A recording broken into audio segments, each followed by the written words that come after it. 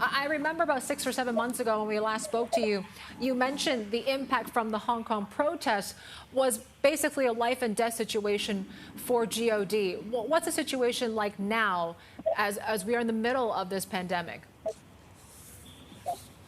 Well, yes, our downturn started with the protests in the middle of June last year, and then it has been further impacted by the virus, of course, whilst the protests have stopped.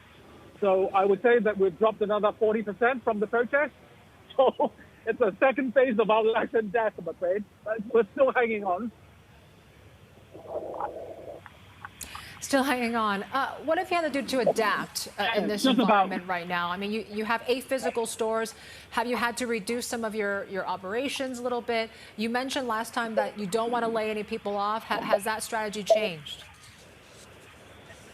So I'm quite lucky in that we've had staff that has been very long-serving, and some of us have agreed to no pay leaves and working from home, and all the measures that will help the company. Unlike the protests, unlike the period during the protests, we've had a little bit more sympathetic landlords this time. And for example, our best performing stores, which had been the airport, and because of the lack of tourists coming into Hong Kong, we've actually had to close those stores down. We've had a sympathetic landlord over there, and the rent has been suitably reduced, shall we say. So we've had more help from our landlords this time, unlike the time during the protest. But still, overall, with our other shopping locations, the landlords haven't been very helpful. And I would say the overall rent reduction has been around 20%, which is not great. Douglas, we've heard from Carrie Lam, of course, this morning, saying that they are now planning to ease up on these restrictions on movement and social distancing. Is that likely to benefit your business?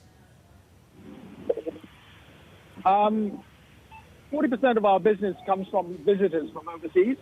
So it really depends on whether or not we're going to open our borders. It would really help if the tourists start coming back to Hong Kong.